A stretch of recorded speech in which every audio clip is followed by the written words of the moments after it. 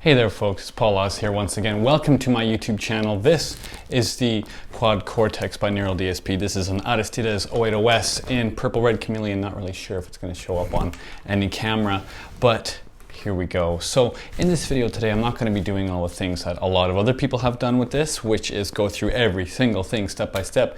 No, I'm going to just talk about the things that I like to do with this thing. So right now I've got it loaded up in Logic, and what I've got going on is actually I've got a archetype Tosin Abasi loaded up with everything turned off except for the cabinet. And in that cabinet, I've actually loaded up some third-party IRs because these and this whole preset is just based upon neural captures, which means that I haven't also put in a cabinet block in here. You can see this is a gate. These are 3 neural captures and another gate. So why is it called the Fryette Omega KT66? Well, let me show you what's going on with this little preset here. So this is the Maxon 808 with a Fortin mod, which I downloaded from some user on the cloud. Yes, that's right, there's a cloud. It's a phone app right now. I think that they need to make a desktop app still. And you go in there, you can star things, favorite them if you will.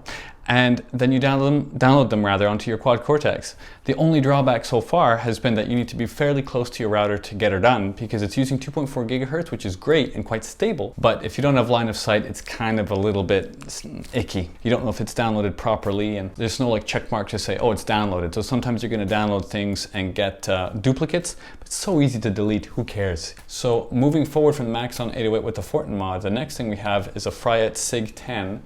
4, which is a neural capture. This wasn't done by someone else, and it sounds really sick. There's a bunch of different SIG-X, Fryette SIG-X captures in the Quad Cortex itself.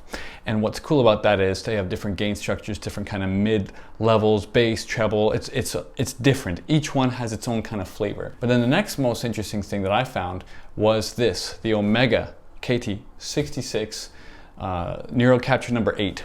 So what this is the power section of an Omega amp with a Fryette's preamp section. Now I'm not entirely sure if it's supposed to be run this way. Maybe the neural capture of that Fryette was actually run with the power amp in the first place. But if I turn off this power amp, there's a huge volume decrease. So I'm not sure if Neural DSP also has power amps done with their captures, but when I turn on this power amp, there's a lot more volume and a lot more hair and a lot more juice. And the good thing about this stuff is the only thing that you really need to adjust is the volume knob over here, which is just so easy to do. Was it at 9.6? Let's see. Yeah, 9.6. Finally, I've got 2 gates going on because there's just way too much gain going on in here. So that's 1 gate, that's another gate at the end, and then it goes into the our Abasi suite here, which has some third-party IRs. And I've got a channel EQ that I usually run to remove some of the bass stuff because it can be a bit overwhelming with the bass, but for right now this sounds really good, so let's go for it, folks. I'm just going to play a little bit more.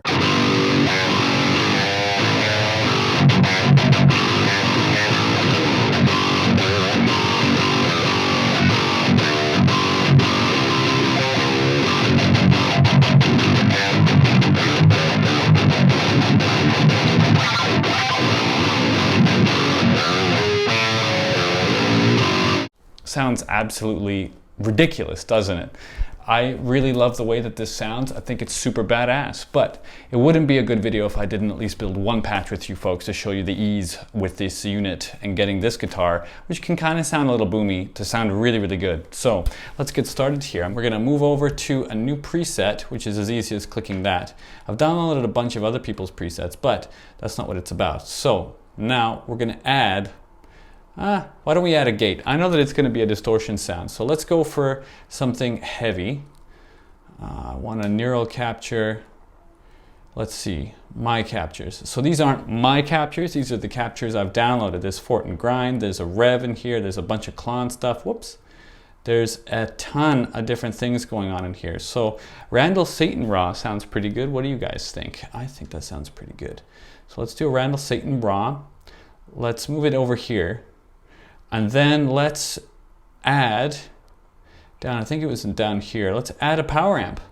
So I can add the Omega stuff if I feel like it, which I kind of feel like it. Let's see what number one's gonna sound like. And now, the best thing to do is probably just to add a cab. So I'm gonna do this, wham.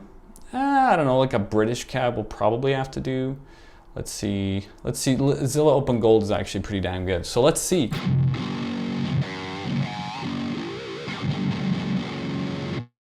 Pretty good already, but it's lacking a lot of volume. So I'm gonna just increase the volume.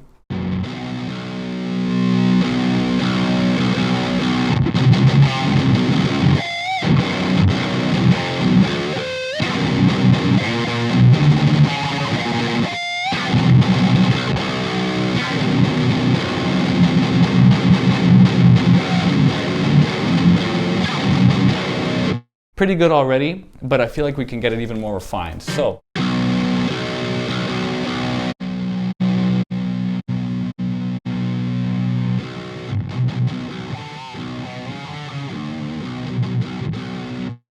We're getting there, hey? Already we're getting there. I'm gonna add a overdrive of my own, probably just a grind, because why not? It's already getting there, but we have to increase the volume. So, rule of thumb is to have minus 12 decibels registering here in your input, in your like fader's level. Because when you're running a digital signal, you need some headroom. So minus 12 makes a lot of sense. You can just blast your speakers a little louder. This sounds pretty good. So this is what we've got.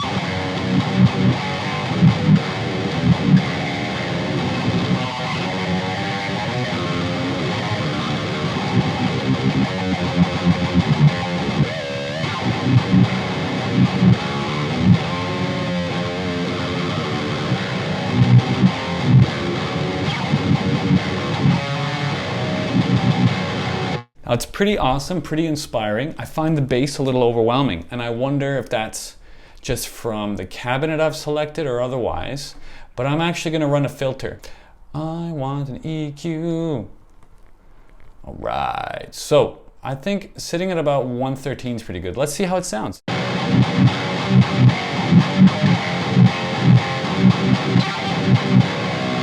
Here we go.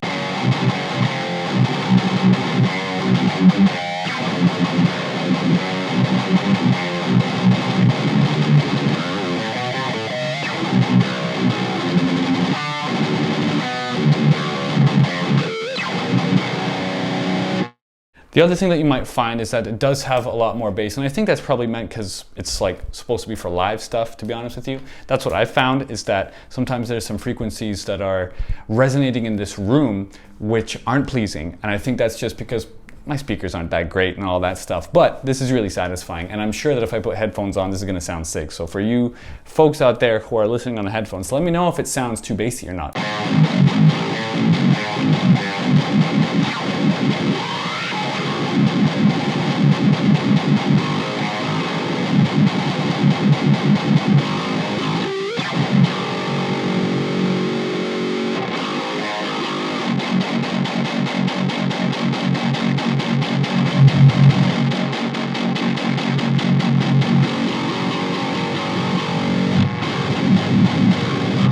Wow, lots of gain.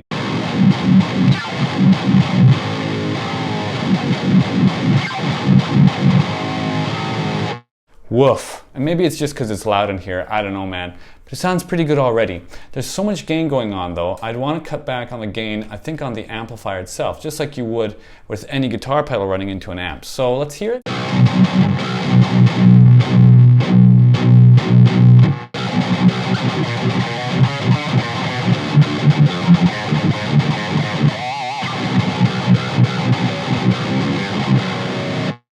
Pretty convincing already, I'd say. So, I mean, maybe I can save this preset. This is pretty fun. Here we go. Just a save button there.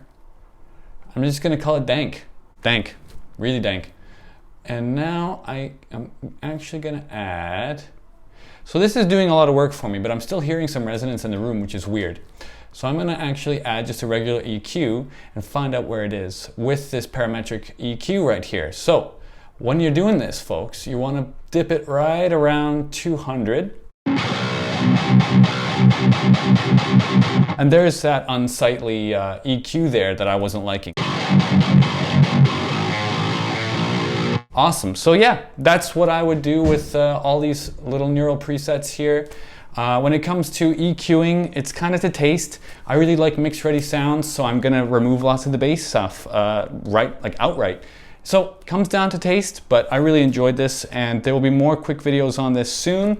There's amazing presets in here that I plan on covering. Oh, I'm sweating. It's really warm in this study. Today, Vancouver finally got hot.